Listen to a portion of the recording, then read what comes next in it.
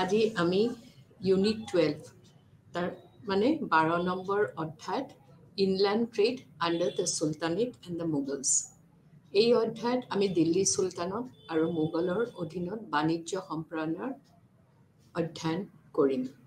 কিন্তু প্ৰথমতে আমি দিল্লী সুলতানতৰ বাণিজ্য সম্প্ৰসাৰণৰ বিষয়ে আলোচনা কৰিম।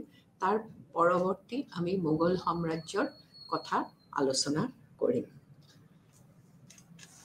এইটো অধ্যায়ত প্ৰথমতে দিল্লী সুলতানতৰ যুগৰ যিটো সুলতানেৰ যুগৰ যিটো গতি তাতে দেখা গ'ল যে আমাৰ বহুতো মানে বাণিজ্যিক সম্প্ৰসাৰণ বহুতো ঘটিছিল, যাৰ বিভিন্ন কাৰণ আছিলে। তাৰ কাৰণ মানে আৰু এই সুলতানী আমলত ভাৰতত ব্যৱসায় বাণিজ্য ঠন ধৰি উঠা দেখা গৈছিল।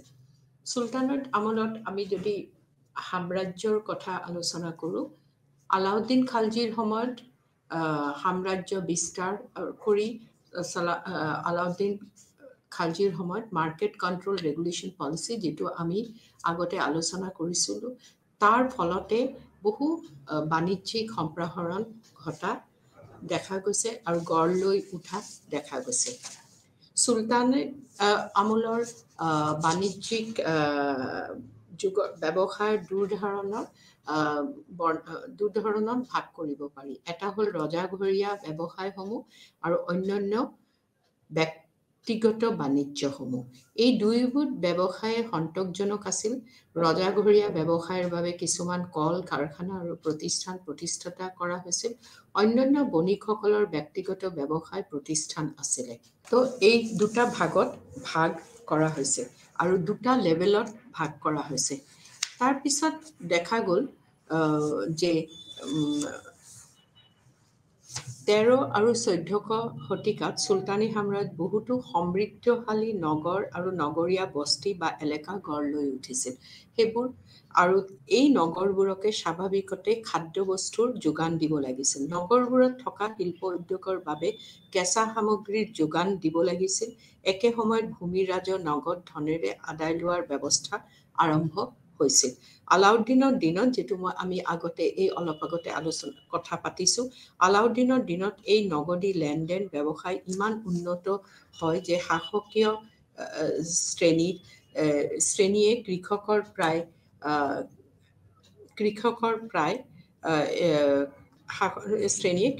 প্ৰায় সমগ্ৰ ৰাজ্য দাবী কৰিবলৈ মধ্যস্থকাৰীসকলৰ অংশ হ্ৰাস কৰিবলৈ চেষ্টা কৰিছিল। এই সকলোবোৰৰ কাৰকে অভ্যন্তৰীণ বাণিজ্যৰ পথ প্ৰশস্ত কৰে। কৃষক শ্ৰেণীয়ে ভূমিৰাজৰ নগদ ধনেৰে দিবলগীয়া হোৱাত তেওঁলোকৰ নিজৰ ৰাহি উৎপন্ন দ্ৰব্য বিক্ৰী কৰিবলৈ বাধ্য হয়। তেনেস্থলত ব্যৱসায়ীসকলেও নতুন নগৰ চহৰবোৰত একোখন কৃষি উৎপাদনৰ বজাৰ লাভ কৰে। ভূমি ৰাজহ ব্যৱস্থাত প্ৰতিষ্ঠাকাব্য বাধ্যতামূলক নিয়ম নীতিৰ ফলত গঢ়ি উঠা এনে বাণিজ্যিক ইণ্ডাছ ট্ৰেড বোলা হৈছিল। আৰু সুলতানী যুগৰ অভ্যন্তৰীণ বাণিজ্যৰ দুটা স্তৰত গঢ়ি উঠিছিলে। কম দূৰত্বৰ গাঁও চহৰৰ বাণিজ্য, যি সামগ্ৰিক সমষ্টি হিচাপে কমোডিটিজ অফ বাল্ক বেচা কিনা কৰে। দূৰৱৰ্তী আন্তঃনগৰ বাণিজ্য, য'ত মূল্যৱান বয়-বস্তুৰ লেনদেন হৈছিল। গাঁও নগৰৰ মাজৰ বাণিজ্যৰ ওপৰত উল্লেখ কৰাৰ দৰে নগৰৰ উত্থান আৰু ভূমিৰাজৰ নগদ আদায় প্ৰক্ৰিয়াৰ এক স্বাভাৱিক পৰিণতি আছিল। নগৰ কেন্দ্ৰসমূহ ওচৰ চুবুৰীয়া গাঁওসমূহৰ ওপৰত খাদ্য সামগ্ৰী আৰু নগৰ উদ্যোগৰ বাবে আৱশ্যকীয় কেঁচামালৰ ওপৰত নিৰ্ভৰশীল আছিল। সেইদৰে গাঁৱৰ খেতিয়ক প্ৰজা নগৰসমূহৰ ওপৰত নিৰ্ভৰশীল আছিল, কাৰণ নগৰবাসীক তেওঁলোকৰ উৎপন্ন বিক্ৰী কৰিব পাৰিলেহে ৰাজহৰ বাবে দিবলগীয়া অৰ্থ বা ধন গোটাব পাৰিছিল। এই বেহা বেপাৰৰ আজব প্ৰকৃতিটো হ'ল সামগ্ৰীৰ আগমন এটা ফালৰ পৰা হৈছিল, যি ক্ষেত্ৰত নগৰসমূহে দাঁতিকাষৰীয়া গাঁওবোৰৰ পৰা আৱশ্যকীয় সামগ্ৰী লাভ কৰিছিল আৰু তাৰ বিপৰীতে নগৰসমূহৰ নগৰ উদ্যোগৰ উৎপাদিত দ্ৰব্য গাঁওসমূহলৈ পঠাব লগা হোৱা নাছিল, কাৰণ গাঁওবিলাক স্বনিৰ্ভৰশীল আছিল। এই একপক্ষীয় বাণিজ্যৰ মূল কাৰণ হ'ল গাঁওবাসীৰ ওপৰত জাপি দিয়া ভূমি ৰাজহ, যাৰ বাবে গ্ৰামীণ ক্ষেত্ৰৰ পৰা অৰহ সম্পদ বাহিৰলৈ ওলাই গৈছিল আৰু নগৰবোৰৰ গাঁওবোৰৰ ওপৰত নিৰ্ভৰশীল হৈ পৰিছিল। এই অভ্যন্তৰীণ বাণিজ্যৰ ব্যৱসায় পৰিমাণ ফালৰ পৰা যথেষ্ট উচ্চমানৰ আছিল, কিন্তু মূল্যৰ ফালৰ পৰা নিম্নমানৰ আছিল। এই বাণিজ্যৰ মূল খাদ্যশস্যৰ সামগ্ৰী বহুতো মানে এটা লিষ্ট অফ ট্ৰেড আইটেমছ, যিবোৰ আমি আৰু এটা বস্তু আমি যিটো আলোচনা কৰিবলৈ হ'ল, ডেট ইজ যে চুলতানসকলৰ অভাৰলেণ্ড ট্ৰেডো আছিলে সেই সময়ত, আৰু চুলতানসকলৰ সময়ত মুলতান আছিলে সকলো এই ট্ৰেডৰ, অভাৰলেণ্ড ট্ৰেডৰ মুখ্য কেন্দ্ৰ। তাৰ ফলত আৰু এটা কথা হ'ল যে প্ৰধান ব্যৱসায় বস্তুসমূহ, the least of trade items, যিটো কৈছে যে এই বাণিজ্যৰ মূল খাদ্যশস্যৰ সামগ্ৰী কি কি আছিলে। চুলতানী যুগৰ উল্লেখযোগ্য ব্যৱসায়সমূহ আছিল সোণ, ৰূপ, তাম ইত্যাদি নানা ধাতুৰ ব্যৱসায়, পাট কাপোৰৰ ব্যৱসায়, কাপোৰত ফুল তোলা ব্যৱসায়, ঊলৰ ব্যৱসায়, কপাহী বস্ত্ৰ উৎপাদনৰ ব্যৱসায়, চাৰুশিল্পৰ বিভিন্ন ব্যৱসায়, বিভিন্ন ধাতুৰ বস্তু নিৰ্মাণৰ ব্যৱসায়, কাগজৰ ব্যৱসায়, শিল, ইটা, পৌৰ মাটিৰ ব্যৱসায়, ঔষধৰ ব্যৱসায় ইত্যাদি। তাৰপিছত ৰপ্তানি দ্ৰব্যসমূহ। চুলতানী আমোলত ভাৰতৰ পৰা বিদেশলৈ ৰপ্তানি কৰা প্ৰধান দ্ৰব্যসমূহ আছিল হাতী, তাঁত, চন্দন কাঠ, লাং, জালুক, ধূপ, মৰা পাট, গুণাৰ কাৰুকাৰ্য খচিত কাপোৰ, টুপি বা কটাৰী, মছলা, নীল, আফিং ইত্যাদি। চুলতানী যুগত বিদেশৰ পৰা ভাৰতলৈ আমদানি কৰা প্ৰধান দ্ৰব্যসমূহ ঘোঁৰা, নিমখ, বিভিন্ন সুগন্ধি দ্ৰব্য, মদ ইত্যাদি। চুলতানী যুগত ৰাজধানী দিল্লী এখন উল্লেখযোগ্য বাণিজ্যিক কেন্দ্ৰ আছিল।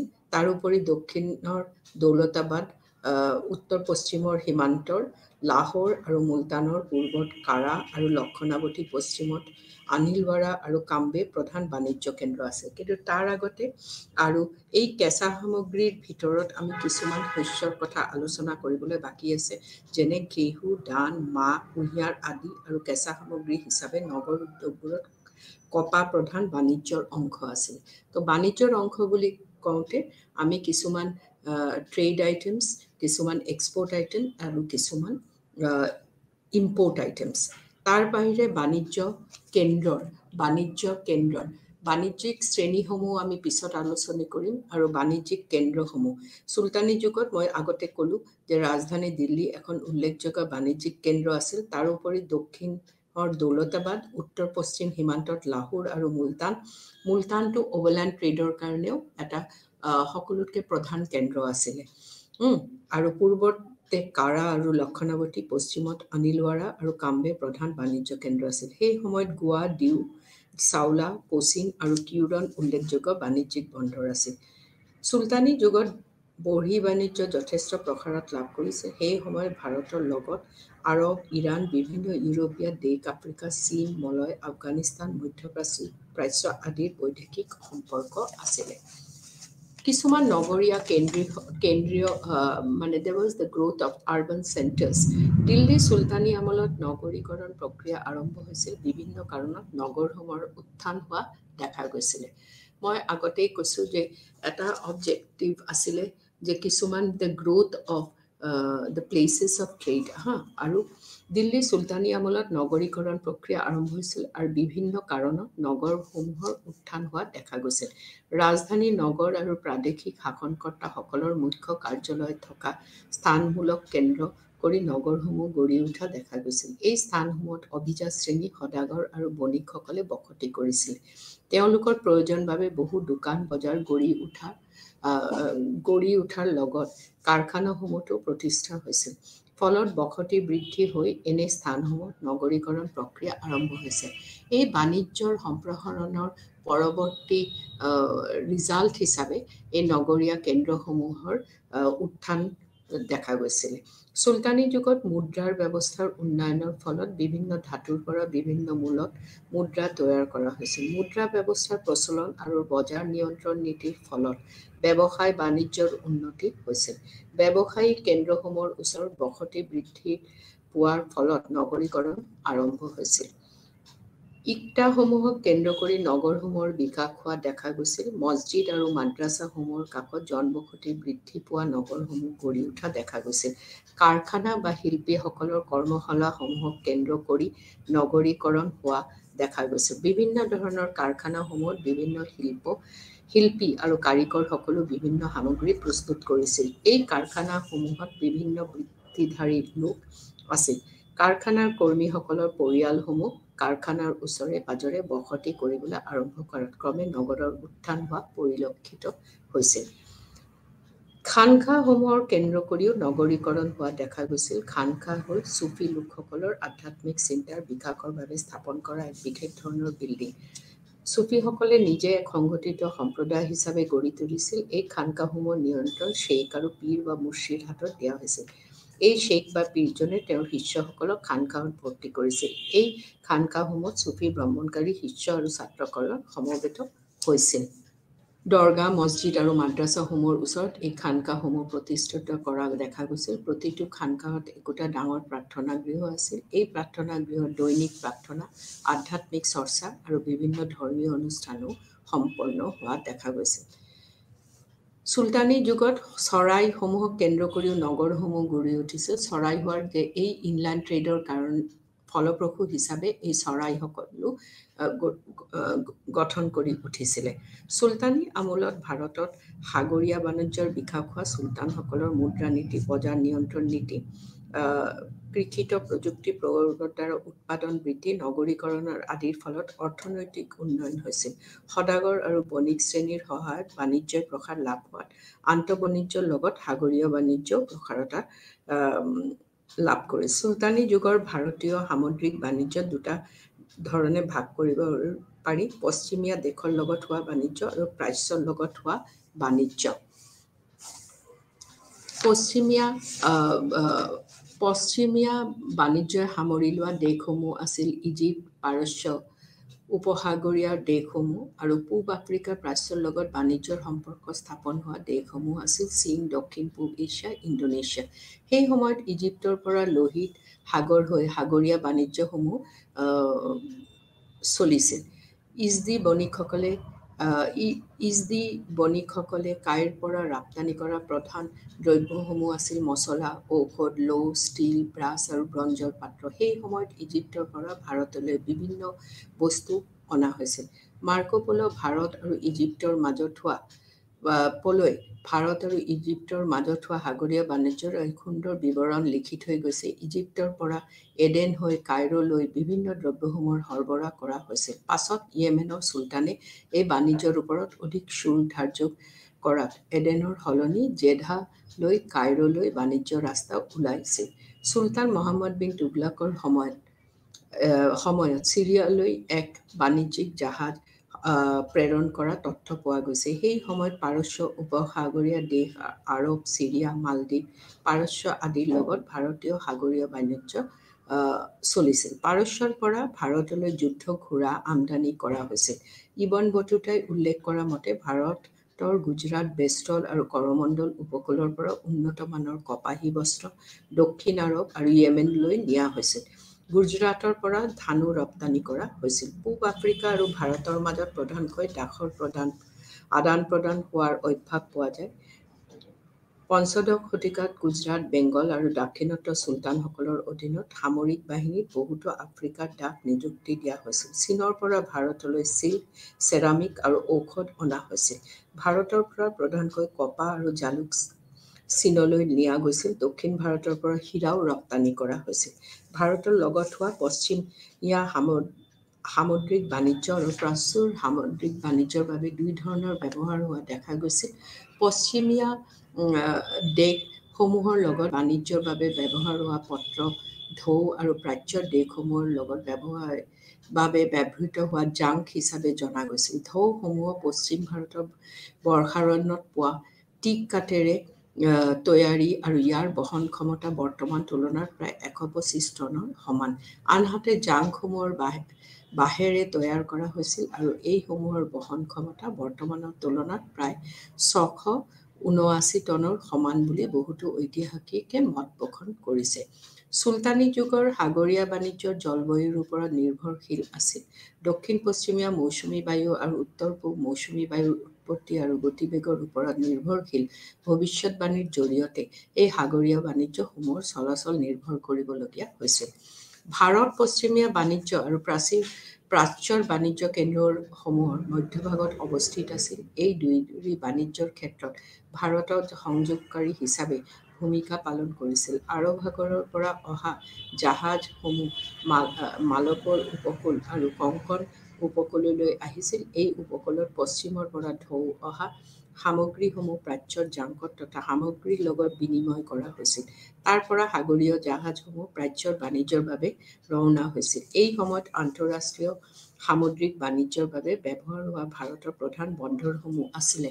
ভাৰতৰ যিসকল প্ৰধান বন্দৰসমূহ আছিলে গুজৰাটৰ উপকূলত থকা সোমনাথ, ব্ৰাছ আৰু কাম্বে বন্দৰ, মালবৰ আৰু কঙ্কণ উপকূলত থকা কুইলন, এলি, কালিকট, কোচিন, কায়াল, মালিপট্টম, নেগাপট্টম আৰু মটুপিল্লি।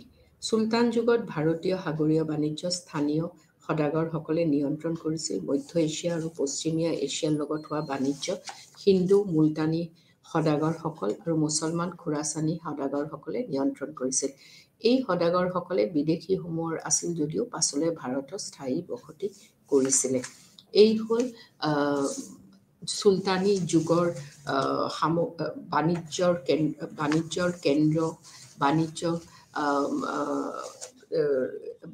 কেন্দ্ৰ আৰু বাণিজ্যৰ মানে কি ধৰণৰ ট্ৰান্সপৰ্ট আৰু যেতিয়া ইনলেণ্ড ট্ৰেডৰ কথা কোৱা হয় তেতিয়া ইনলেণ্ড ট্ৰেডত দেখা গৈছে যে ট্ৰান্সপৰ্টেশ্যন মানে অহা যিটো বাটেৰে বাণিজ্য কৰা হৈছিল সাধাৰণতে জন্তু, জীৱ আৰু বুলক কাৰ্টছ ব্যৱহাৰ কৰা হৈছিল। আৰু ইবান বাটুতাৰ আৰু বাৰাণীয়ে বহু ধৰণৰ আলোচনা কৰিছিল এই ক্ষেত্ৰত, কিয় তেওঁলোকে আছিলে চুলতানী আমলত দ্য মেইন চ'ৰ্চ আইটেমছ। আৰু তাৰপিছত এই যে মই কৈছোঁ যে চাৰাইজবোৰ ইনজ আৰু চাৰাইজক কি ধৰণে বনোৱা হৈছিলে এই কিয় সুবিধাৰ্থে ইনজ আৰু চাৰাইজ বনোৱা হৈছিলে আৰু তেওঁলোকে যাতায়াতৰ সময়ত যেন ইনজ আৰু চাৰাইজৰ ব্যৱহাৰ কৰিব পাৰে।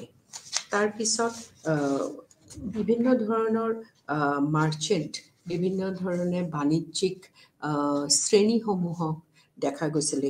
সেই বাণিজ্যিক শ্ৰেণীসমূহৰ মাজত চুলতানীৰ যুগত আমি কিছুজনৰ নাম কম, যেনে এটা হ'ল কাৰৱানী অৰ নায়ক এণ্ড মুলতানিজ, কাৰৱানী, নায়ক এণ্ড মুলতানিজ। আৰু বাৰাণীৰ মতে এই কিছুমান বাণিজ্যিক শ্ৰেণীসমূহে তেওঁলোকে যিসকলে গ্ৰেইনছ মানে চাউল, দাইল এইবোৰৰ বেপাৰ কৰিছিলে তেওঁলোকক কাৰৱানীজ বুলি কোৱা হৈছে। আৰু তেওঁলোকে এটা মত পোষণ কৰিছিলে যে তেওঁলোকে বহুতে লগ হৈ তেওঁলোকে বাণিজ্যত ওলাইছিলে। They were large in numbers. তাৰপিছত আৰু এটা মাৰ্চেণ্ট ক্লাছ দেখা গৈছিলে। সেই মাৰ্চেণ্ট ক্লাছটো চুলতানী সমলৰ তেওঁলোকে হ'ল মুলতানিজ। আৰু লং ডিষ্টেঞ্চ দূৰণিৱৰ্তী যিবোৰ বাণিজ্য চলোৱা হৈছিলে, এই দূৰণিৱৰ্তী বাণিজ্য চলোৱাৰ কাৰণে এই মুলতানীসকলক ব্যৱহাৰ কৰা হৈছে। আৰু বাৰাণীয়ে মত পোষণ কৰিছিলে যে এই দূৰণিৱৰ্তী বাণিজ্য চলাই থকাৰ বাবে এই মুলতানীসকল আছিল প্ৰধান আৰু তেওঁলোকে যিটো কামত ব্যস্ত হৈ আছিলে সেইটো কোৱা হৈছিলে চুদ উ চাউদা। আৰু এটা বস্তু আমি ইয়াতে উল্লেখযোগ্য যে এই মুলতানীসকল যথেষ্ট পৰিমাণে ধনী আছিলে আৰু তেওঁলোকৰ মানে তেওঁলোকৰ হাতত এইখিনি তেওঁলোকৰ উপায় আছিলে যে তেওঁলোকে নোবেলছসকলক মানে উচ্চ শ্ৰেণীৰ মানুহখিনিক তেওঁলোকে লোন দিব, মানে তেওঁলোকে ধাৰ দিবলৈ তেওঁলোকে মানে এই মানুহখিনি এই নোবেলছখিনি যেতিয়া পইচাৰ প্ৰয়োজন হয় তেওঁলোকে এই মুলতানীসকলৰ পৰা ধাৰ লোৱাও আমি মানে হিষ্টৰিকেলি বা এজ হিষ্টৰিকেল চ'ৰ্চেছ আমি গম পাওঁ। আৰু এটা কথা হ'ল এই শ্বাহাজ আৰু মুলতানিজ বেচিকেলি দেখা গৈছিলে তেওঁলোকে হিন্দু মানুহ, দে ৱে জেনেৰেলি হিন্দু, আৰু তাৰে মাজত কেইজনমান হয়তো মুছলমান মানুহ আছিলে, কিন্তু বেচিকেলি চুলতানী সময়ত যিসকলে শ্বাহাজ এণ্ড মুলতানিজ আছিলে তেওঁলোকে আছিলে হিন্দু মানুহ। আৰু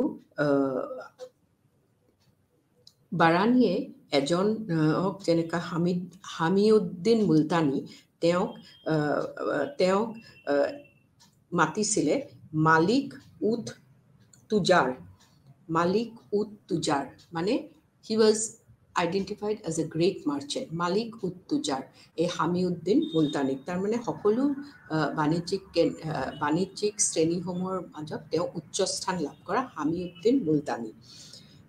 আৰু তাৰমানে দেখা যায় যে কি ধৰণৰ কাৰৱানী আৰু মুলতানী। আৰু এটা শ্ৰেণী আছিলে এই মাৰ্চেণ্ট ক্লাছ, এই ইনলেণ্ড ট্ৰেড যেতিয়া আলোচনা কৰিবা আৰু এটা মাৰ্চেণ্ট ক্লাছৰ কথা তোমালোকে জানিব লাগে, সেইটো হ'ল দ্য বাঞ্জাৰাজ। আৰু বাঞ্জাৰাজসকল তেওঁলোকে এই কেৰাভেন্স লৈ তেওঁলোকে এটা জেগাৰ পৰা আৰু এটা জেগালৈ তেওঁলোকে তেওঁলোকৰ বাণিজ্য চলাইছিলে। চ' আমি এতিয়া তোমালোকে বুজি পালা যে চুলতানী আমলত ইনলেণ্ড ট্ৰেডটো কি ধৰণৰ আছিলে, কিছু দূৰণিৱৰ্তী আৰু কিছু ওচৰ চুবুৰীয়া। তাৰপিছত অভাৰলেণ্ড ট্ৰেড আছিলে। অভাৰলেণ্ড ট্ৰেডত তোমালোকে মন কৰিছা চাগে মুলতান, মই কৈছোঁ মুলতানে সকলোতকৈ ইম্পৰ্টেণ্ট চেণ্টাৰ ফৰ অভাৰলেণ্ড ট্ৰেড। তাৰপিছত যিটো হ'ল বাণিজ্যিক শ্ৰেণীসমূহ, যিটো মানে আমি ইংৰাজীত কওঁ কমাৰ্চিয়েল ক্লাছেছ, আৰু এই কমাৰ্চিয়েল ক্লাছেছত মই তোমালোকক ভাগ কৰি দিছোঁ কাৰৱানীজ, বাঞ্জাৰাজ, তাৰপিছত মুলতানী। তাৰপিছত আছিল যে তোমাৰ নগৰীয়া কেন্দ্ৰসমূহ, যাৰ আলোচনা মই কৰিলোঁ যে কোনকেইটা কেন্দ্ৰ উত্থান হোৱা দেখা গৈছে। আৰু এই কেন্দ্ৰসমূহ কিহৰ পৰা উত্থান হোৱাটো, তাহাঁতে কিহৰ পৰা সিহঁতৰ এই কেন্দ্ৰসমূহ উত্থান হ'ল। আৰু এই নগৰীয়া কেন্দ্ৰসমূহৰ উত্থানৰ কাৰণটো হ'ল যে বাণিজ্য হৈ থকা সিহঁতে মানে, আৰু তেওঁলোকে কি ধৰণে মানে উত্থান হ'ল তাৰ কাৰণ হ'ল যে আৰু মানে যেনেকুৱাকৈ তাতে বজাৰ সম্প্ৰসাৰণ বাণিজ্যিক সম্প্ৰসাৰণ হোৱাৰ সমূহ কাৰণবোৰতে তেওঁলোকে এই জাগাবোৰৰ কি ধৰণৰ এটা ইম্পৰ্টেঞ্চ লাভ কৰিলে।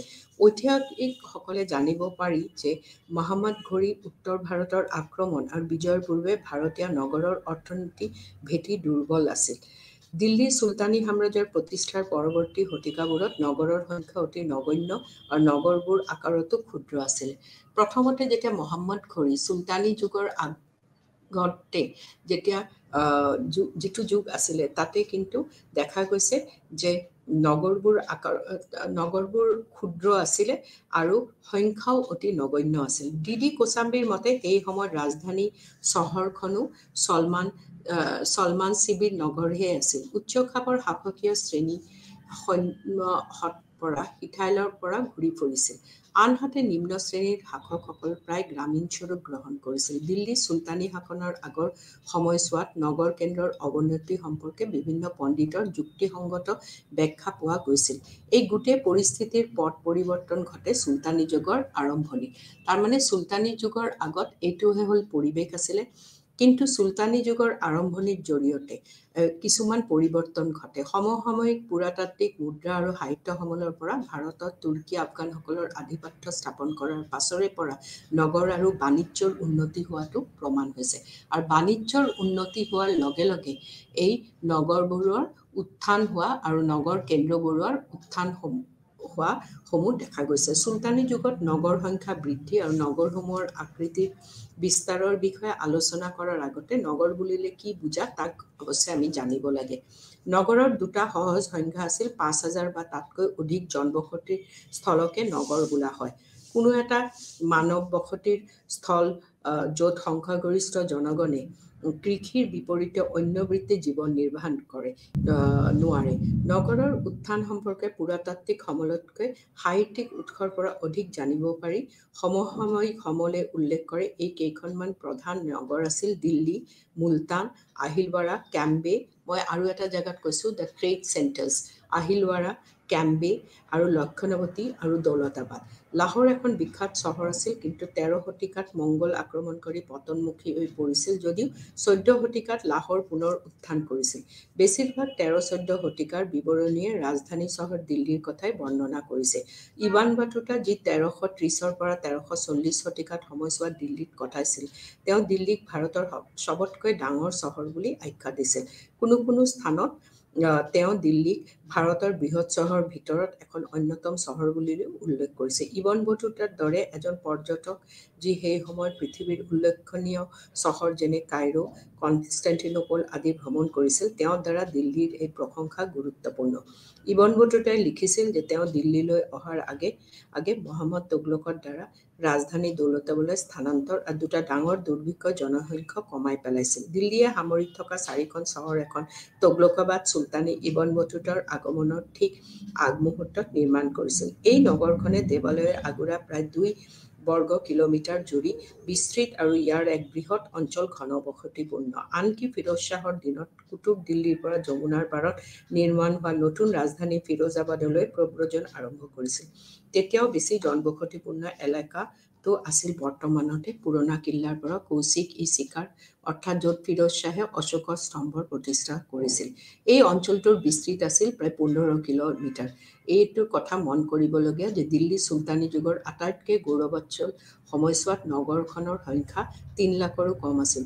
১৪ শতিকাৰ মাজভাগত দেৱগিৰি, যাক দৌলতাবাদ নাম কৰা হয়, আকৃতিৰ ফালৰ পৰা দিল্লীৰ পাছত নগৰ হিচাপে স্থান লাভ কৰিছিল। বংগৰ প্ৰাদেশিক ৰাজধানী লক্ষ্ণৱতীও এখন নামকৰা চহৰ আছিল। কোৱা যে বলবনৰ দিনত এই নগৰৰ বজাৰখন ৩ কিলোমিটাৰ জুৰি আছিলে। ইবান বটুতাই লক্ষ্ণৱতী ভ্ৰমণ কৰা নাছিল যদিও সমীপৱৰ্তী হুগলী নদীৰ ঘাটত থকা সাতগাঁওক এখন বহু ডাঙৰ চহৰ বুলি উল্লেখ কৰিছে। ইবন বটুতাই বিশেষ কেইখনমান ভাৰতৰ চহৰকে এইদৰে প্ৰশংসা কৰিছিল। দৌলতাবাদৰ উপৰি চান্দেৰীকো তেওঁ মধ্য ভাৰতত যথেষ্ট বৃহৎ চহৰ বুলি বৰ্ণনা কৰিছে। আন উল্লেখনীয় চহৰ যিবিলাক তেওঁ কেৱল ডাঙৰ চহৰ বুলি কৈছিল, তেনে চহৰৰ ভিতৰত উচ, চিৰচা, কনৌজ, গোৱালিয়ৰ, গান্ধাৰ আদি অন্তৰ্ভুক্ত আছিল। পশ্চিম উপকূলত তললৈ মাংগালোৰ, ইলি, পুৰুপট্টন, পণ্ডেৰানী আৰু মাদুৰাক ডাঙৰ চহৰ বুলি কৈছে। তেওঁৰ কালিঘাট আৰু কুইলৰ বন্দৰ বৰ্ণনাৰ পৰা অনুমান কৰিব পাৰি যে এই দুখন ঠাই উপৰোক্ত বৃহৎ চহৰবোৰতকৈ অধিক বৃহৎ আছিল, কিন্তু এই কেইখনৰ ওপৰত চহৰ সম্পৰ্কে তেওঁ কোনো প্ৰত্যক্ষ মন্তব্য কৰিব পৰা নাই। ইবান বটুতা ভাৰতীয় নগৰৰ বৰ্ণনা এটা ধৰণে দিয়ে যে এই ঠাইবোৰ সুন্দৰভাৱে নগৰীকৰণ কৰা হৈছিল। অৱশ্যে ইবান বটুতা ভাৰতৰ এটা অংশহে ভ্ৰমণ কৰিছিল আৰু তেওঁৰ ভ্ৰমণ কৰা সকলোবোৰ নগৰে বৰ্ণনা দিয়া নাছিল। উদাহৰণস্বৰূপে তেওঁ অৱধ ভ্ৰমণ কৰা নাছিল। মুলতানতো যদিও কিছু সময় কটাইছিল, তথাপি মুলতানৰ আকাৰ সম্বন্ধে কোনো ব্যাখ্যা দিয়া নাই। দিল্লীৰ ৰাজধানী চহৰ সুন্দৰী বিৱৰণী দি থৈ বিমান যোৱাৰ পিছত ১৩৯৭ পৰা ১৩৯৯ খ্ৰীষ্টাব্দত তাইমুৰৰ আক্ৰমণ দিল্লীত ধূলিসাৎ কৰিব। কিন্তু কেইখনমান নতুন চহৰৰ হোৱা দেখা যায় ১৫ শতিকাত, যেনে জৌনপুৰ প্ৰতিষ্ঠা। আৰু কথা হ'ল যে এই তাৰমানে আমি এতিয়া বুজিব পাৰোঁ যে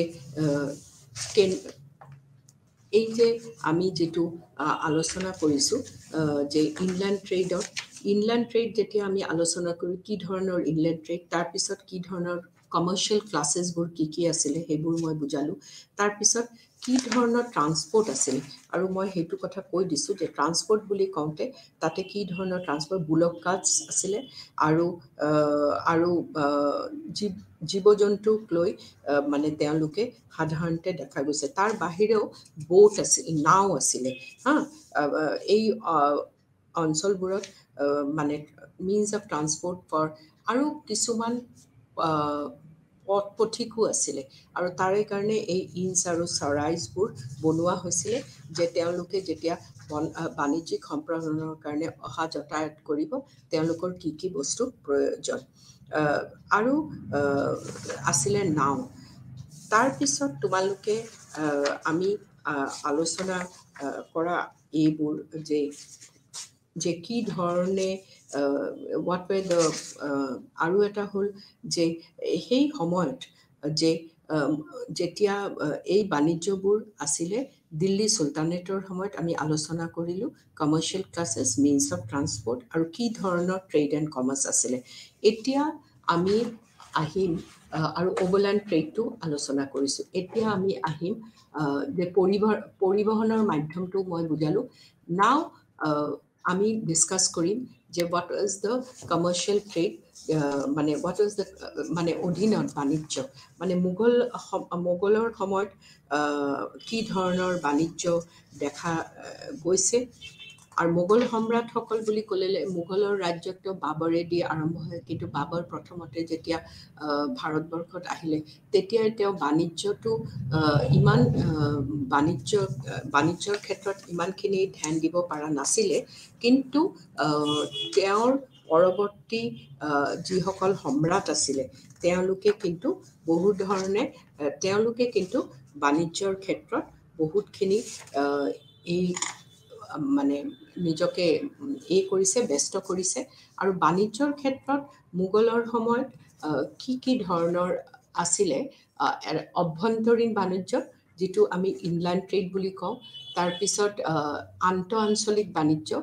যিটো আমি ইণ্টাৰ ৰিজনেল ট্ৰেড বুলি আলোচনা কৰোঁ আৰু হ'ল আৰু মোগলৰ সময়ত বাণিজ্যৰ সামগ্ৰী তালিকা সেইটো আমি পিছত বাৰু আলোচনা কৰিম এই হ'ল আভ্যন্তৰীণ বাণিজ্য যিটো আমি মোগলৰ সময়ত বাণিজ্যৰ আলোচনা কৰিব গ'লে যে ইনলেণ্ড ট্ৰেড এণ্ড ইনলেণ্ড ট্ৰেডৰ ভিতৰত মোগলৰ সময়তো খেতি মানে সামগ্ৰীসমূহ বেছিভাগ মানে এই খেতি কৰা বস্তুবোৰৰে বেছিকৈ বাণিজ্য হৈছে আৰু এইবোৰ সেইখিনি সময়তো এটা শ্ৰেণী আছিলে যিসকলক আমি বাঞ্জাৰাজ বুলি কওঁ আৰু মোগলৰ সময়ত এটা যিটো প্ৰধান যে মানিলেণ্ডাৰ্ছ তেওঁলোকক চাৰাফ বুলি কোৱা হৈছিলে চাৰাফ যোনে লোন দিব পাৰে কৃষিজাত সামগ্ৰী লৈয়ে বজাৰৰ সম্প্ৰসাৰণ আৰু গঠন কৃষি অৰ্থনীতিৰ বাবে অপৰিহাৰ্য মোগল যুগত আভ্যন্তৰীণ বাণিজ্যৰ এটা গুৰুত্বপূৰ্ণ অংগ আছিল বজাৰ বজাৰ উৎপাদিত সামগ্ৰী বিক্ৰীৰ বাবে কম দূৰত বা দীৰ্ঘ দূৰত্বৰ বজাৰৰ প্ৰয়োজন কৰে এই বজাৰবোৰৰ স্পৰ্শ কৰা মাধ্যমটোৱে হ'ল পৰিবহণ উৎপাদিত সামগ্ৰীবোৰৰ পৰিবহণৰ যোগেদি এঠাইৰ পৰা আন ঠাইলৈ নি বজাৰৰ জৰিয়তে বিক্ৰীৰ ব্যৱস্থা কৰা হয় তো মোগল সাম্ৰাজ্যৰ সময়ত কি ধৰণে বজাৰ হৈছে আৰু এঠাইৰ পৰা আন এটা ঠাইত বস্তু বা বেপাৰ কৰা বস্তুবোৰক লোৱা জৰিয়তে বিক্ৰীৰ ব্যৱস্থা কৰা হয় গৰু গাড়ী উট আৰু বোজা কঢ়োৱা জন্তুৰ সামগ্ৰী কঢ়োৱা হৈছিলে পথবোৰত সদাগৰৰ চৈদিয়া গাড়ী বা কাফিলাবোৰ উচ্চ মূল্যৰ সামগ্ৰী লৈ চলাচল কৰিছিল ৰাস্তাত চলা বাহনবোৰৰ বিভিন্ন সামগ্ৰী যেনে খাদ্যশস্য চেনি মাখন আৰু নিমখ আদি অনা নিয়া কৰা হৈছিল প্ৰধানকৈ বনজোৰা জাতিটোৰ সহায়ত মই তোমালোকক আগতেই কৈছোঁ যে বনজাৰাজে এই বস্তুবোৰ লৈ ইঠাইৰ পৰা আন ঠাইলৈ লৈছিলে আৰু কাফিলাবোৰত লৈ গৈছিলে আৰু বস্তুবোৰ যেনে চেনি মাখন নিমখ ইত্যাদি তেওঁলোকে এঠাইৰ পৰা আন এটা ঠাই লৈ যোৱা হৈছিল আৰু বাঞ্জাৰাবিলাকে এনে প্ৰকাৰৰ বাণিজ্যৰ ওপৰত একচেটিয়া অধিকাৰ প্ৰতিষ্ঠা কৰিছিলে আৰু বাঞ্জাৰাসকলে যেনেকুৱাকৈ চুলতানী যুগত আছিলে কাৰৱানিজ মুলতানিজ আৰু কিছু সংখ্যক বাঞ্জাৰাজ নায়কছ কিন্তু মোগল সাম্ৰাজ্যৰ সময়ত বিশেষকৈ বাঞ্জাৰাসকলে প্ৰধান তেওঁলোকে একচেটিয়া অধিকাৰ তেওঁলোকে প্ৰতিষ্ঠা কৰিছিল। তেওঁলোকে সামগ্ৰী কঢ়িওৱা পদ্ধতিৰ আছিল যে অসংখ্য বোজা কঢ়িওৱা গৰুৰ জাক খেদি লৈ যোৱা। তেওঁলোকে এই বোজা কঢ়িওৱা জন্তু বা গৰুবোৰক যোৱাৰ পথতে ঘাঁহনি পথাৰত খুৱাই লৈ যায়। বঞ্জাৰাবোৰ আছিল নিজেও অঘৰী আৰু তেওঁলোকে পৰিয়ালক লৈ শিবিৰ-ই-তাণ্ডাৰত দিন কটায়। তাণ্ডাবোৰত তেওঁলোকে কি কৰে? তেওঁলোকে এঠাইৰ পৰা এঠাইত গৰু খেদি বস্তু লৈ যায় আৰু যাওঁতে তেওঁলোকক খুৱাই ৰাস্তাত খুৱাই ঘাঁহনি পথাৰত খুৱাই লৈ যায়। আৰু বঞ্জাৰাবোৰ আছিল অঘৰী মানে তেওঁলোকৰ কোনো ফিক্স জাগা নাছিলে, য'ত তেওঁলোকৰ ঘৰবোৰো সেই কাফিলাৰ মাজতে তেওঁলোকৰ ঘৰ আছিলে আৰু তেওঁলোকে পৰিয়ালক লৈ শিবিৰ আৰু তাণ্ডাবোৰত নিজৰ জীৱন নিৰ্বাহ কৰে। এটা ডাঙৰ শিবিৰত ৬০০ বা ৭০০ মানুহ আৰু ১২,০০০ বা ১৫,০০০ আনকি ২০,০০০ লৈ বলদ গৰু আছিল আৰু এইবোৰ প্ৰায় ১৬০০ৰ পৰা ২৭০০ টনলৈ সামগ্ৰী কঢ়িয়াইছিল।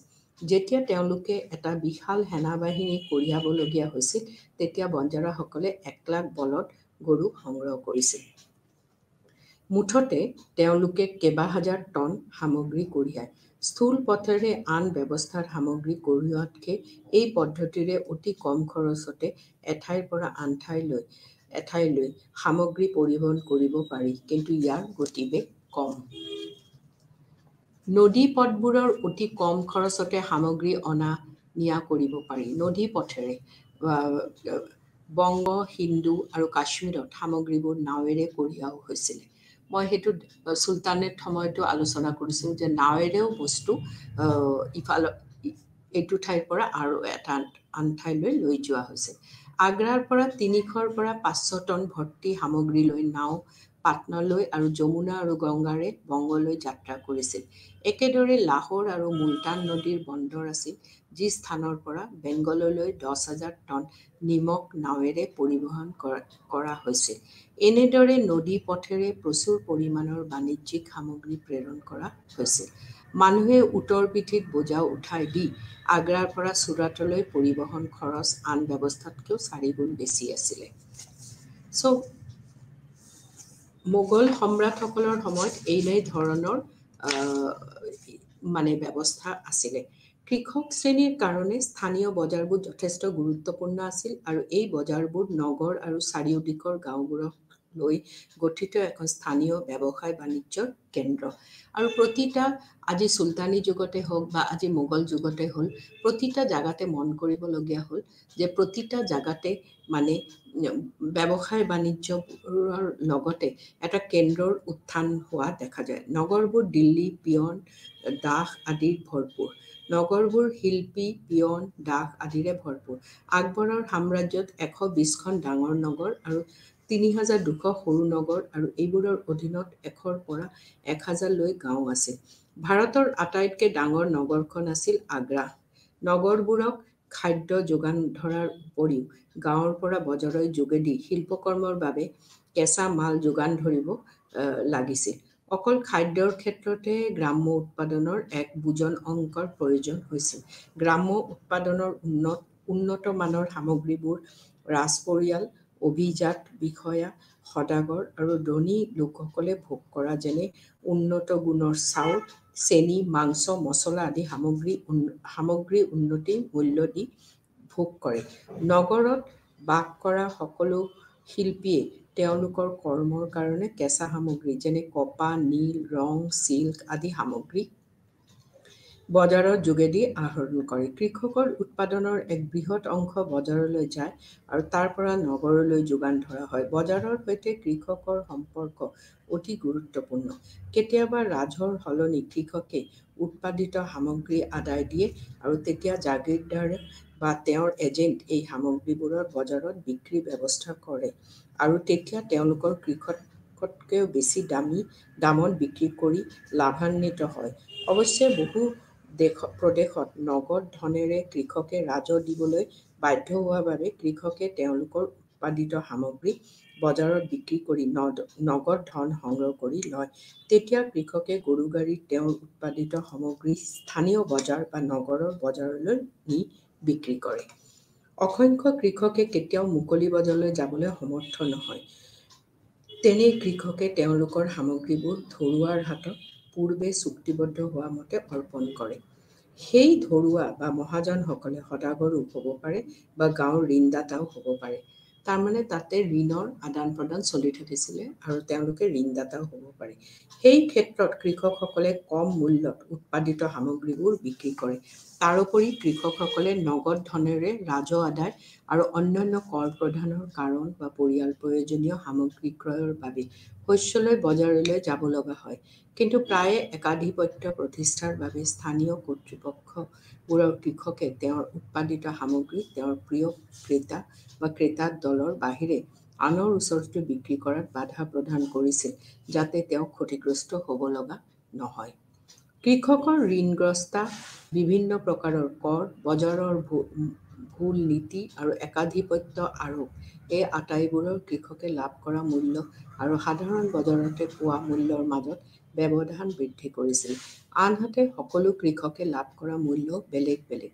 গাঁৱৰ শস্যৰ মূল্য সমগ্ৰ পৰগনাৰ ৫% পাৰ্থক্য হয়। তৎসত্ত্বেও গাঁও আৰু স্থানীয় নগৰৰ বজাৰবোৰৰ মূল্য সাধাৰণতে এটা নিশ্চিত অনুপাত ৰক্ষা কৰে। যদি পাৰ্থক্যৰ ব্যৱধান বেছি হয়, তেতিয়া সদাগৰ আৰু ক্ৰেতাসকলে কৃষকৰ পৰা প্ৰত্যক্ষভাৱে সামগ্ৰী কিনিবলৈ চেষ্টা কৰে। কাৰ্যতঃ তেতিয়া বজাৰৰ চাহিদা অনুসৰি কৃষি সামগ্ৰী হ্ৰাস পায়। তেতিয়া চতুৰ ব্যৱসায়ীসকলে সামগ্ৰীৰ মূল্য বৃদ্ধি কৰে। মোগল সম্ৰাটসকলে বহুত নতুন নগৰ নিৰ্মাণ কৰিছিলে। এই নগৰবোৰ ব্যৱসায় বাণিজ্যৰ কেন্দ্ৰ হৈ পৰিছিল। এই নগৰবোৰ যিবোৰ গঢ়ি উঠিছিলে, এইবোৰ ব্যৱসায় কেন্দ্ৰ হৈ পৰিছিল। আগ্ৰা আৰু ফতেহপুৰ দুখন ডাঙৰ নগৰ আছিল। লাহোৰ এখন ব্যৱসায়ৰ বাবে ডাঙৰ নগৰ। আহমেদনগৰ, বুৰহানপুৰ, বেনাৰস, পাটনা, বৰ্ধমান, ঢাকা আৰু চিটাগং মোগলৰ গুৰুত্বপূৰ্ণ নগৰ আৰু ব্যৱসায়ৰ কেন্দ্ৰ। মীনা বজাৰ এখন বিশেষ বজাৰ আৰু জনকল্যাণ বা দাতব্য অনুষ্ঠান আৰু লাভৰ বিষয়ে চিন্তা নকৰা সংগঠনবোৰ ধন সংগ্ৰহৰ বাবে অনুষ্ঠিত কৰি তাৰ জৰিয়তে সামগ্ৰী বিক্ৰী কৰে। মোগলৰ সময়ত এই মীনা বজাৰক কুহৰুজ বা আনন্দৰ দিন বুলি কোৱা হৈছিল। এনেধৰণৰ বজাৰ কেৱল মহিলাৰ বাবে অনুষ্ঠিত হৈছিল। সম্ৰাট হুমায়ুনে প্ৰথম এনে বজাৰ সংগঠিত কৰিছিল, কিন্তু আকবৰ আৰু তেওঁৰ উত্তৰাধিকাৰীসকলে ইয়াক বহলকৈ অনুষ্ঠিত কৰিছিলে। কিন্তু আকবৰ আৰু তেওঁৰ সাধাৰণ লোকৰ বাবে এনে বজাৰ বন্ধ আছিল। কেৱল মোগলৰ হাৰেমৰ মহিলা, ৰাণী, ৰাজকুমাৰী, ডা-ডাঙৰীয়া, ঘৈণী আৰু কন্যাৰ বাবে বিভিন্ন কাপোৰ, অলংকাৰ, হস্তশিল্পৰ সামগ্ৰী বিক্ৰী কৰিবলৈ এনে বজাৰ অনুষ্ঠিত হৈছিল। এই হ'ল মীনা বজাৰ। ভাৰতৰ উপমহাদেশৰ এক বিশাল অংশ মোগলৰ অধীনত আছিল আৰু ইয়াৰ বাসিন্দাসকলে জনহিতকৰ কাৰ্যই বাণিজ্যত উৎসাহ যোগাইছিল আৰু সাধাৰণ মানুহ আৰ্থিক উন্নয়নো হৈছিল। মোগল সম্ৰাটসকলে বিভিন্ন সামগ্ৰী যেনে অস্ত্ৰ-শস্ত্ৰ, ৰাজসভাৰ আহিলা, চিল্ক, কাৰ্পেট আদি উৎপাদনৰ কাৰণে অসংখ্য ফেক্টৰী স্থাপনৰ জৰিয়তে ঔদ্যোগিকৰণ সহায় কৰিছিল। আগ্ৰা, চিক্ৰী, ফতেহপুৰ, দিল্লী, জৌনপুৰ, আহমেদাবাদ, বুৰহানপুৰ, লাহোৰ আৰু মুৰ্ছিদাবাদ আদি নগৰৰ বজাৰবোৰত উচ্চ শ্ৰেণীৰ লোকৰ বাবে মূল্যৱান ধাতু, অলংকাৰ আৰু আন মূল্যৱান সামগ্ৰী সেই ফেক্টৰীবোৰত উৎপাদিত কৰিছিল। ৰাল্ফ ফিছৰ মতে, আগ্ৰা আৰু চিক্ৰী জনবহুল নগৰ আছিল আৰু নগৰ দুখনৰ মাজৰ 12 মাইলৰ দূৰত্ব সমগ্ৰ পথছোৱাত নানা প্ৰকাৰৰ বজাৰ আছিল। শ্বাহজাহান আৰু ঔৰংজেবৰ ৰাজত্ব কালছোৱাত দিল্লীৰ গুৰুত্ব বৃদ্ধি পাইছিল আৰু ই প্ৰধান নগৰ হৈ পৰিছিল আৰু শিল্প-বাণিজ্যৰ কেন্দ্ৰস্থল হৈ পৰিছিল। মোগল যুগত 120খন চহৰ আৰু 3200খন নগৰ আছিল আৰু ই প্ৰশাসনিক কেন্দ্ৰ হিচাপে গঢ়ি উঠিছিল। এই নগৰবোৰ আছিল ব্যৱসায়-বাণিজ্যৰ কেন্দ্ৰ, উপকূলীয় নগৰ, বন্দৰ, ধৰ্মীয় আৰু শিক্ষাৰ কেন্দ্ৰ। বাণিজ্য গৃহবোৰ লাভজনক ব্যৱসায় চলাইছিল আৰু সেইবোৰ সাগৰীয় উপকূলত ফেক্টৰী স্থাপন কৰা ইউৰোপীয়ান কোম্পানীবোৰৰ সৈতে সম্পৰ্ক স্থাপন কৰিছিল। ইটালিয়ান ভ্ৰমণকাৰী মেনছুৰ বৰ্ণনা কৰাৰ পৰা জনা যায় যে ভাৰতৰ আটাইতকৈ ডাঙৰ বন্দৰ চহৰ আছিল চুৰাট আৰু ইয়ালৈ ইউৰোপৰ সকলো দেশ, পশ্চিম এছিয়া আৰু চীনৰ জাহাজ আহিছিলে। এই জাহাজবোৰত বিভিন্ন শিল্পজাত সামগ্ৰী, হাতী দাঁতৰ মহিলাৰ খাৰু এই নগৰবোৰলৈ আহিছিলে। ব্যৱসায়-বাণিজ্য নগৰৰ সৃষ্টি আৰু বিকাশৰ সহায় কৰিছিল। আগ্ৰা, পাটনা, এলাহাবাদ, টট্টু, জম্মু, আজমেৰ, খানদেশ, কৰমণ্ডল আৰু কন্যাকুমাৰী বেপাৰ বাণিজ্যৰ ডাঙৰ কেন্দ্ৰ আছিল। আবুল ফজলে লিখিছে যে কাবুল আৰু কান্ধাৰ হিন্দুস্তানৰ দুখন দুৱাৰ আছিল, এখন তুৰ্কিস্তানলৈ আৰু পাৰ্চিয়ালৈ যোৱাৰ পথত অৱস্থিত। গোৱা, কালিকাট, কোচিন, মছলিপট্টম, পুলিকাট, নাগপট্টিনাম, চাটগাঁও আৰু শ্ৰীপুৰ সাগৰীয় বাণিজ্যৰ উদ্দেশ্যে ব্যৱহাৰ কৰা হৈছিল। চিটাগং জলদস্যুৰ ভেটি আছিল আৰু ই নগৰখনৰ আৰাকান আৰু বেংগালুৰুৰ সৈতে যুক্ত আছিল। ইউৰোপীয় কোম্পানীবোৰৰ আগমনৰ মোগল সময়ত নগৰ কেন্দ্ৰ গঢ়ি উঠি গুৰুত্বপূৰ্ণ ভূমিকা পালন কৰিছিল। সোণ, ৰূপ, ব্ৰঞ্জ, লৌহ, তাম আদিৰ শিল্পীসকলে যথেষ্ট উন্নত আছিল। অলংকাৰৰ উপৰিও ধাতুৰ কাম কৰা শিল্পীসকলে কৃষিৰ সঁজুলি, যুদ্ধৰ আহিলা, ঘৰুৱা সামগ্ৰী, দেৱ-দেৱীৰ ৰূপ, ব্ৰঞ্জ আৰু তামৰ মূৰ্তি প্ৰস্তুত কৰিছিল। ঢাকা আছিল মুছলিম কাপোৰৰ বাবে বিখ্যাত। নানা ধৰণৰ কাপোৰ উৎপাদনৰ কাৰণে গঢ়ি উঠা বিখ্যাত নগৰবোৰ আছিল বাৰাণসী, মাণ্ডু, আগ্ৰা, মালৱ আৰু গুজৰাট। আহমেদাবাদ চিল্কৰ আহাৰ বাবে বিখ্যাত আছিল। আবুল ফজলে লাহোৰ, আগ্ৰা আৰু ফতেহপুৰ চিক্ৰীৰ বয়ান প্ৰত্যক্ষ কৰিছিল। এই হ'ল মোগলৰ সময়ৰ ইনলেণ্ড ট্ৰেড আৰু ইণ্টাৰ ৰিজনেল ট্ৰেড মোগলৰ সময়ত। আৰু লগতে মই আলোচনাই কৰিছোঁ যে কি বস্তু এক্সপৰ্ট কৰা হৈছিলে, কি বস্তু ইম্পৰ্ট কৰা হৈছিলে। এক্সপৰ্টৰ ভিতৰত ইণ্ডিগো, চল্টপিটাৰ, আকৌ ইম্পৰ্টৰ ক্ষেত্ৰতো ভাৰতৰ পৰা বহুত বস্তু এক্সপৰ্ট কৰা হ'ল। আৰু ইম্পৰ্ট কৰি অনা হৈছিলে অপিয়াম। ফ্ৰান্সৰ মানুহে অপিয়াম আনিছিলে। আৰু অকল ফ্ৰান্স নহয়, Dutch and the English company. তো এইবোৰ এক্সপৰ্ট এণ্ড ইম্পৰ্টৰ আইটেমছ। আৰু কি ধৰণৰ পথেৰে যোৱা মানুহ আছিলে, তাৰপিছত নাৱেৰে যোৱা, নাওতো যোৱা হৈছিলে। আৰু এটা প্ৰধান বস্তু যিটো অনা হৈছিলে, ইম্পৰ্ট কৰা হৈছিলে, এটা বস্তু কেম টু ইণ্ডিয়া, সেইটো হ'ল চিলভাৰ। চিলভাৰটো বাহিৰৰ পৰা অনা হৈছিলে। আৰু এটা বিভিন্ন জাগাত কি ধৰণে বেলেগ বেলেগ ৰুট আছিলে এই আন্তঃআঞ্চলিক বাণিজ্যৰ। কি মই কৈছোঁৱে যে বস্ত্ৰ, টেক্সটাইল, নিমখ ফেক্টৰী, ইণ্ডিগো আৰু অন্যান্য সামগ্ৰী এইবোৰ। আৰু বাণিজ্যৰ পথ আৰু পৰিবহণৰ মাধ্যম। আগ্ৰা, দিল্লী, কাবুল এটা ৰুট আছিলে। আগ্ৰা, বুৰহানপুৰ, চুৰাট এটা ৰুট আছিলে। তাৰপিছত চুৰাট, আহমদনগৰ, আগ্ৰা, পাটনা, বংগ, ভূমি পৰিবহণ, নদী পৰিবহণ। তো চব মানে এইবোৰ হ'ল। তাৰপিছত যদি তুমি ট্ৰান্সপৰ্টৰ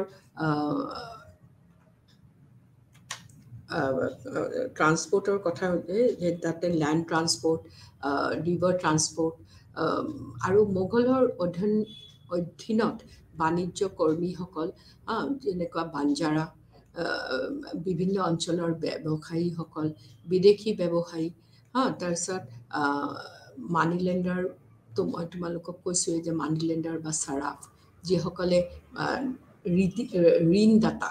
আৰু আছিল হ'ল দালাল।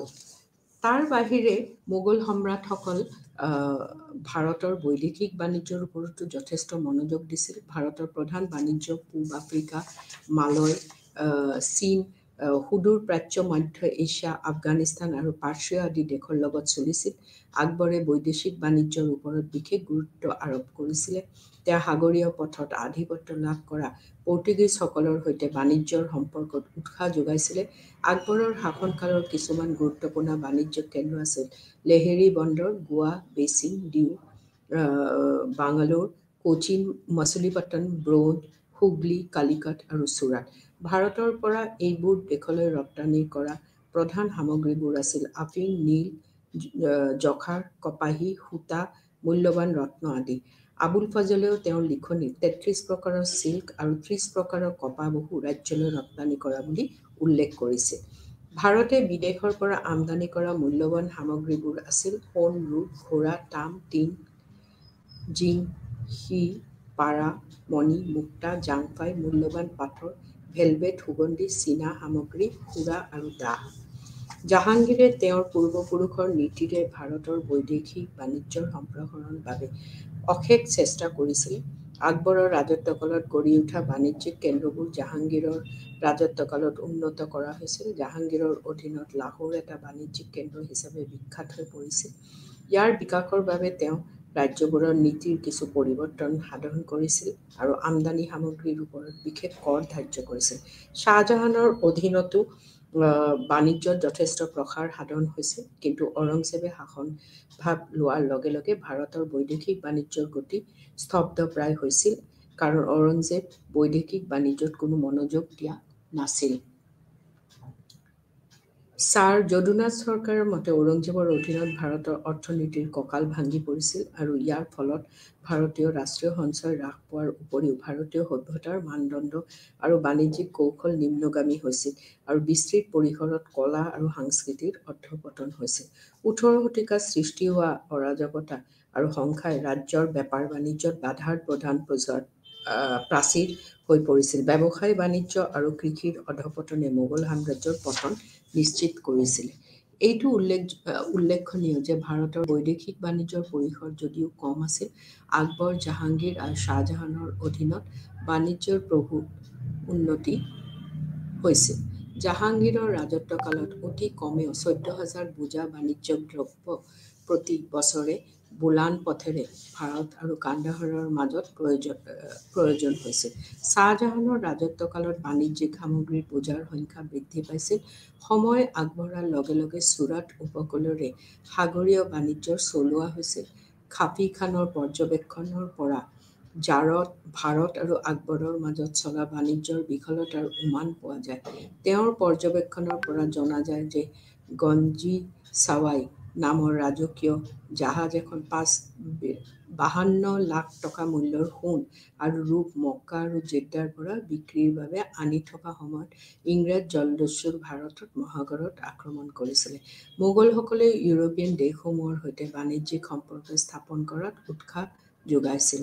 মোগল সম্ৰাটসকলে বহুতো ইউৰোপীয় দলক বা দেশকে ভাৰতৰ উপকূলভাগত ফেক্টৰী স্থাপন কৰিবলৈ অনুমতি দিছিল। ভাৰতত ফেক্টৰী স্থাপন কৰিবলৈ অনুমতি দিয়া ইউৰোপীয় ৰাজ্যবোৰ আছিল পৰ্তুগীজ আৰু ইংলেণ্ড। বিদেশী ৰাজ্যৰ সৈতে ভাৰতৰ বাণিজ্যিক দিশৰ এটা উল্লেখযোগ্য বৈশিষ্ট্য হ'ল যে বাণিজ্যৰ আধিপত্য বিদেশীৰ হাতত আছিল। মাত্ৰ কিছু সংখ্যক ভাৰতীয় ব্যৱসায়ী বৈদেশিক বাণিজ্যত লিপ্ত আছিল। ভাৰতীয় ব্যৱসায়ীসকল আছিল প্ৰধানকৈ গুজৰাটী, বনিয়া আৰু দক্ষিণত চিত্ৰী। ভাৰতীয় যেতিয়া বাণিজ্যৰ পৰা হোৱা প্ৰভূত লাভৰ বিষয়ে জানিব পাৰিছিল, তেতিয়া বৈদেশিক বাণিজ্যত নিয়োজিত ভাৰতীয়ৰ সংখ্যা বৃদ্ধি হৈ গৈ আছিল। ১৪৯৮ খ্ৰীষ্টাব্দত আচৰিত ধৰণে নতুন সাগৰীয় নাবিক প্ৰথমবাৰৰ বাবে ভাৰতৰ মহাসাগৰত আৱিৰ্ভাৱ হৈছিল। পৰ্তুগীজ নাবিকসকলে ভাস্কো দা গামাৰ নেতৃত্বত আফ্ৰিকাৰ দক্ষিণ বিদেশত ভাৰত মহাসাগৰত উপস্থিত হৈছিল। পৰ্তুগীজসকলে ভাৰতৰ মহাসাগৰীয় বাণিজ্যত অতি আগ্ৰহেৰে যোগদান কৰিছিল, যিহেতুকে ভাৰতীয় বা এছিয়ান বিলাসী সামগ্ৰীৰ ইউৰোপত যথেষ্ট চাহিদা আছিল। পৰ্তুগীজসকলে ভাৰত মহাসাগৰীয় বাণিজ্যত প্ৰৱেশ কৰিছিল। তেওঁলোকে উদ্ধতালি আৰু বন্দুকেৰে ভাৰতৰ পশ্চিম উপকূলত কালিকট আৰু দক্ষিণ চীনত মাকাওৰ দৰে বন্দৰ নগৰ অৱৰোধ কৰিছিল। পৰ্তুগীজসকলে স্থানীয় সামগ্ৰী আৰু বিদেশী সদাগৰৰ জাহাজবোৰ লুণ্ঠন কৰিবলৈ আৰম্ভ কৰিছিল। তেওঁলোকে বিশেষকৈ মুছলমানসকলক প্ৰধান শত্ৰু হিচাপে গণ্য কৰিছিল আৰু তেওঁলোকৰ সকলো জাহাজ লুণ্ঠন কৰিছিল। ১৬০২ খ্ৰীষ্টাব্দত এটা অতি নিষ্ঠুৰ ইউৰোপীয় শক্তি Dutch east India company Bharat মহাসাগৰত আৱিৰ্ভাৱ হৈছিল। পৰ্তুগীজসকলৰ দৰে প্ৰচলিত বাণিজ্যিক ব্যৱস্থাৰ সৈতে জড়িত হোৱাৰ পৰিৱৰ্তে ডাচসকলে মছলাৰ লাভজনক ব্যৱসায়ত একচেটিয়াভাৱে জড়িত হৈছিল।